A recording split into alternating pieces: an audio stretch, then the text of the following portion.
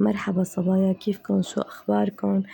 بعتذر كتير إنه اتأخرت لحتى نزلت فيديوهات. صلي من فترة ما عم بنزل، من أيام وقت صار هون عنا زلزال بتركيا. من هداك الوقت بطلت أنزل. نفسيتي هيك تعبت، وعشنا أجواء كانت كتير صعبة تنذكر ما تنعاد. المهم ما رح طول عليكم بهاي السيرة. وهون أنا هذا الفيديو لإلي بعد فترة، يعني مثل ما قلت لكم، وفقت هيك الصبح بكير منشطة مثل ما بتقولوا، وهيك فتحت الشبابيك وعملت لحالي فنجان قهوة. وعلى سيرة الشبابيك، هدول الشبابيك اللي عندي الإزاز أو الجام من جوا داخل فيه وسخ ما عم بينضف. إذا حدا بيعرف اللي عم تابعني، إذا حدا بيعرف كيف واحد ينظف الجام ولا ما بتنظف إلا بده تبديل. وما تدقق كتير لأنه هون دلقة القهوة يعني مثل ما نكون شايفين عم بشرب قهوتي. ويلا فيديو جديد ونهار جديد ونشاط جديد. بعد ما شربت القهوة وهيك فاقوا الأولاد وهيك وقلت يلا خلينا نعمل هالفطور. فشو بدي أعمل؟ كان في عندي فول وهيك حواضر البيت مثل ما انكم شايفين. هون عم بجهز فول مدمس. حطيت هيك راس توم وجرزة بقدونس وخلطتهم كلهم مع بعض مثل ما انكم شايفين بالكبة. وهون بعد ما فرمتهم منيح رح كمان أحط هاي بتيجي عبارة يعني مثل سلطة فول، يعني فيك تقول الأصح. يعني كتير طيبة، المال مجربها عن جد جربوها، كتير طيبة، أطيب من الفول العادي يعني اللي بنجيبه. هون كان في عندي بندورة بعتذر. فرمت البندورة مثل ما انكم شايفين، عم بقطعها.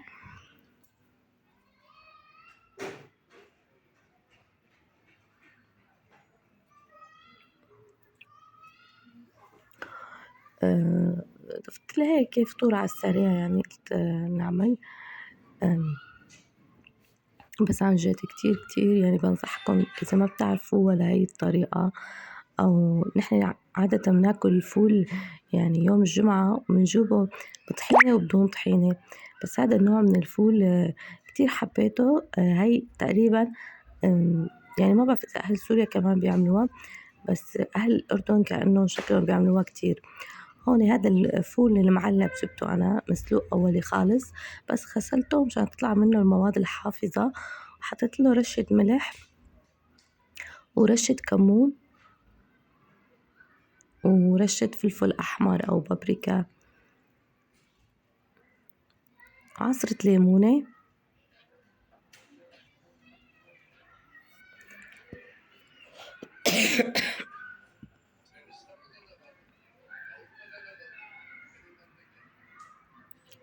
وطبعا الفول ما بصير إلا بزيت الأصلي. بالزيت الأصلي هو يعني طعمة الفول. هو أصول الفول لازم ينحط له زيت، وهون بعد ما حطيت له زيت وهيك وهيك الولاد كمان بحبوا البيض، ما بياكلوا فول، فحبيت أقليلهم هيك بيضتين على السريع. يعني في ناس بحبوه مسلوق، في ناس بحبوه مقلي، فعملت نوعين. وهون بعد ما فطرنا والحمد لله، ومن شوية فطور المطبخ مثل ما انكم شايفين قاموا قعدت. الشغل مثل ما بقول المثل، العمر بيخلص والشغل ما بيخلص.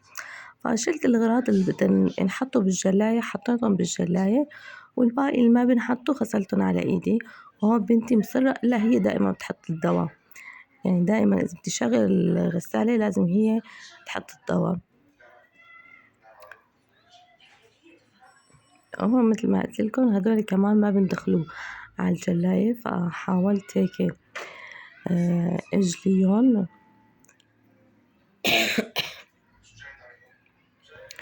يعني من شوية فطور المطبخ قام وقعد، والجري سبحان الله على الجري. يعني هيك رأسا ما واحد بس ياكل هيك، بس يدخل على المطبخ يعني من مثل ما قلت لكم الفطور بيقوم وبيقعد. فواحد لازم يجلي أول بأول، لأنه إذا ما جليتي أول بأول عن جد بتصير كارثة.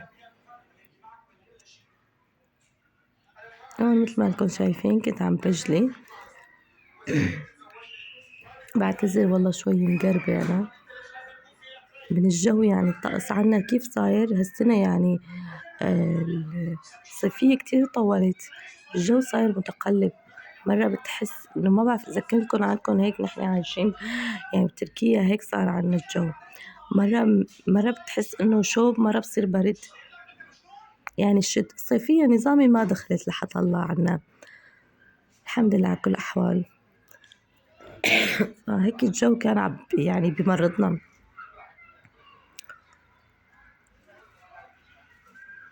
هون يعني مثل ما انكم شايفين خلصت الجري وقلت اغسل الرخامة وأليفها وأنظف البيت.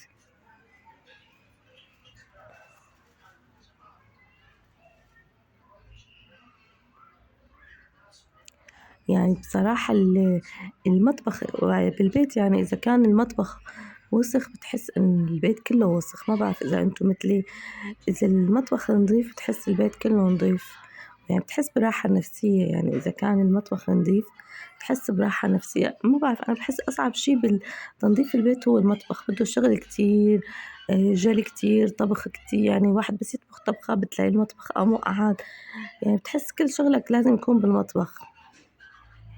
هون بقى فبعد ما غسلتوا شي مثل ما انكم شايفين عبنضف والتمسيح هون، فواحد بحس اوف خي راحة نفسية. يعني مثل ما قلت لكم المطبخ إذا بكون نظيف البيت كله بكون نظيف. وهون بعد ما كمان حبيت فرجيكم هاي المكنسة، والله اشتريتها لأنه مكنستي بصراحة احترقت. يعني هاي المكنسة الثالثة اللي أنا عم بشتريها، فما بعرف إن شاء الله تطلع كويسة. يعني هاي الماركة ماركة كيوي، ما بعرف إذا حدا مجرب منها، يعني شو بتنصحوني كويسة ولا لا؟ يعني شو بتقولوا انتو هاي الماركة يعني نوعيتها كويسة اللي مستخدم منها ومجربها؟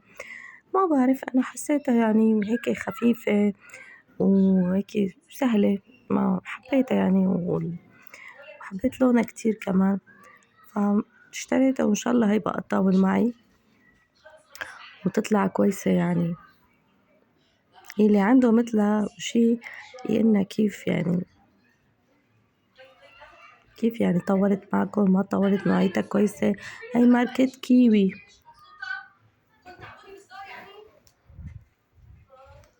هلكم شايفين.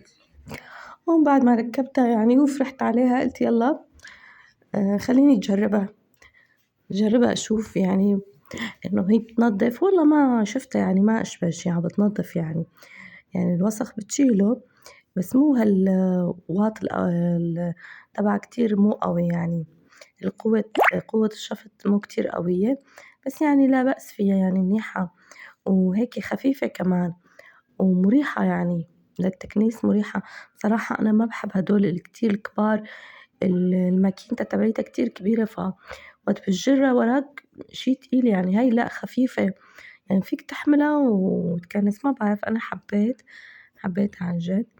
هون مثل ما انكم شايفين بعد ما نظفته هيك وخلصت الحمد لله، يعني ما طبخت اليوم بعد هالعذاب كله، فوصينا طلبنا أكل جاهز